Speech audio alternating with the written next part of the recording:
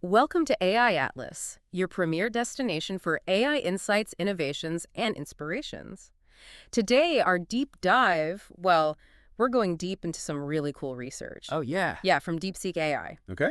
They've been doing some interesting work on large language models, LLMs, Right. trying to figure out how to get them to reason better.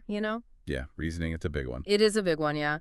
How to get these powerful AI systems to really think things through. Okay. So we're going to unpack their recent paper, Okay. a fresh approach to getting these reasoning skills up to par. They've been really digging into reinforcement learning. Interesting. And they've come up with some remarkable models, DeepSeek R1-Zero and DeepSeek R1. I've heard of those, yeah. So for our listeners out there, the mission today is to get a good understanding of how the cutting edge of AI research is tackling this challenge. Right. The challenge of reasoning in machines, how to get them to actually think. We'll break down the techniques DeepSeek AI is using, Yeah. and we'll explore the potential impact of these advancements in the future. That's good. So think of this as your express lane to some pretty interesting AI foundations and maybe a few surprises along the way. Right. Ready. So let's dive right into their groundbreaking work. And I think the best place to start is DeepSeek R1-Zero. Okay, yeah, DeepSeek R1-Zero, that's a really interesting model. Right away, what's fascinating is that it went a different route in its training. Different from the usual LLM training, huh? Exactly. So typically, these models get a good dose of human-annotated data, supervised fine-tuning to get them going. So they have a kind of a head start from all that human knowledge. Exactly. It helps them learn specific tasks and all. But DeepSeek R1-Zero skipped that whole initial hand-holding thing. Really?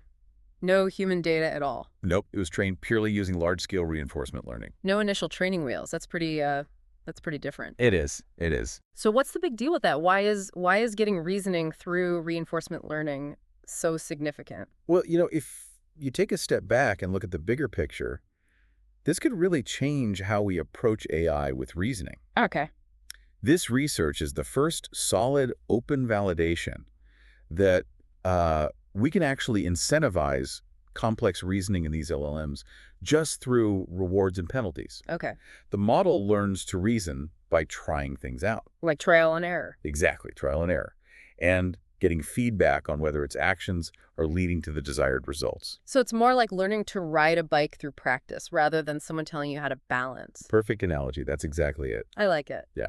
Okay, so how did they actually do this? What kind of reinforcement learning techniques are we talking about? Well, they used an algorithm called Group Relative Policy Optimization, GRPO for short. GRPO. Yeah, it can get a bit technical, but the core idea is that it's a much more efficient way to do this whole reinforcement learning thing. More efficient. Okay. Instead of having, let's say, a dedicated judge for each student, the students themselves kind of compare their work to figure out who's on the right path. So like a study group, Exactly, a study group. They can then avoid using a separate critic model.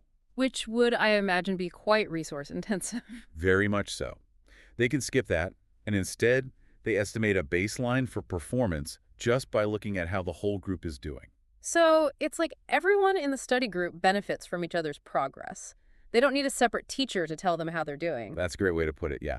The goal is to get the model to consistently produce outputs that maximize what's called an objective function. An objective function. And in this case, that's about getting the right answer. Exactly, the right answer. Okay, so what kind of feedback, what kind of rewards were we talking about here, especially since there aren't any humans directly guiding it, at least in the beginning? Right, so their reward system was based on these clear objective rules.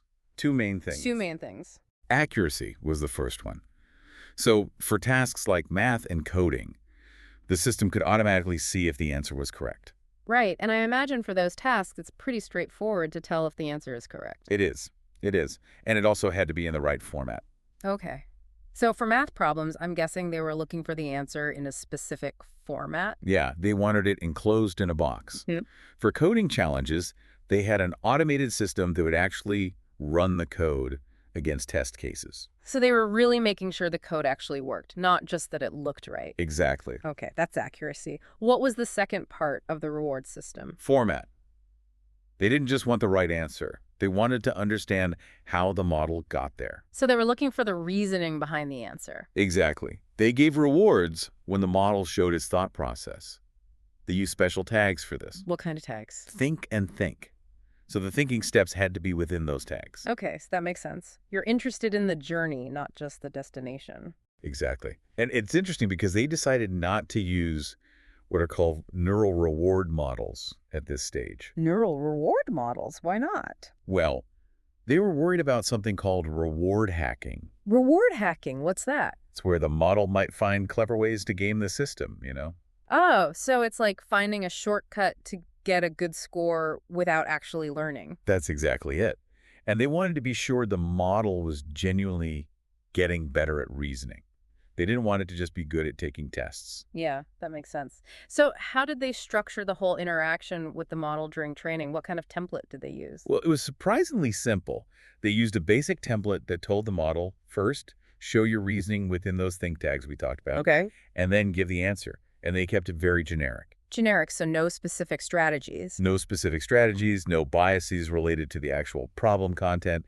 They wanted to see how the model would figure things out on its own. So just kind of let it loose and see what happens. Exactly. Let it find its own way. So did it work? Was DeepSeek R1-Zero able to learn how to reason using just this pure reinforcement learning approach?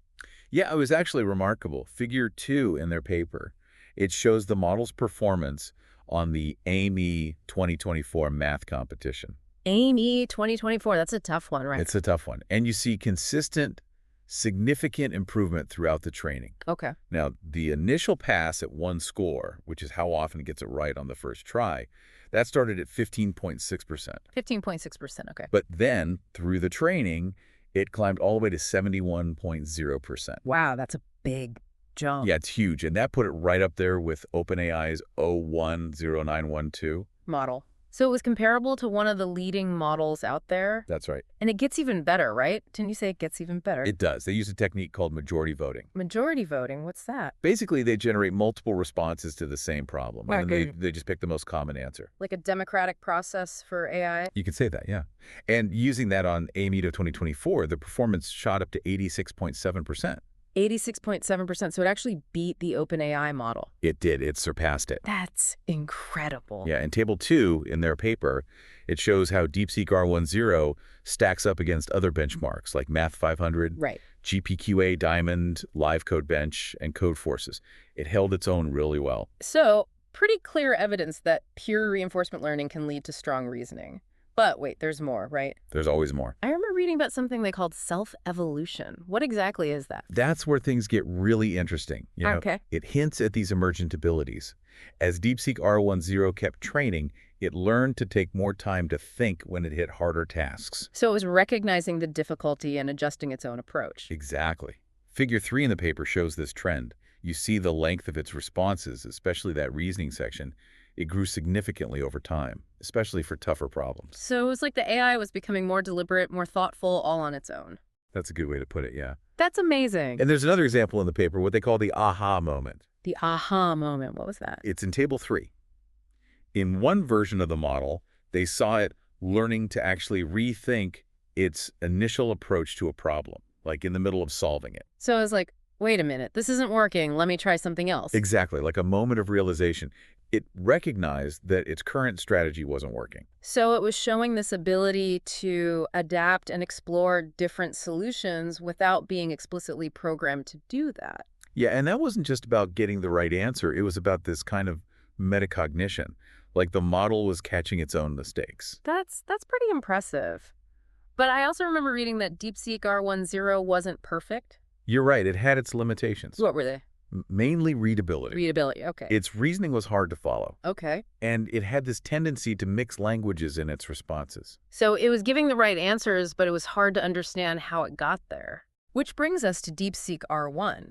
How did they build on R1-Zero while addressing these limitations? Right, so to tackle the readability and language issues, they created DeepSeek R1. Okay. And the key here was something they called cold start data. Cold start data. What is that? It means using a small but high-quality set of human-generated examples. Examples of what? of good reasoning, like step-by-step reasoning, what's called chain of thought, COT data. So what to data? Yeah, and they use this data to initially fine-tune the base model, which was DeepSeek V3 base. It's like giving the model some good examples to learn from before it goes into that whole reinforcement learning process. So they're priming the pump with some human insights. Exactly. Okay. Yeah. What were the benefits of using this cold start data? Well, the first one was readability. Readability. Okay, that was one of the problems with the previous model. Exactly, and this approach really helped Yeah. because they use this very structured format in the cold start data with clear steps and summaries. Right. The RL training just built on that. So it was learning from well-organized examples. Exactly. And they also saw potential for even better overall performance Really? because this cold start data provided the model with some valuable strategies right from the beginning. Interesting. So it wasn't just about readability, but also about effectiveness.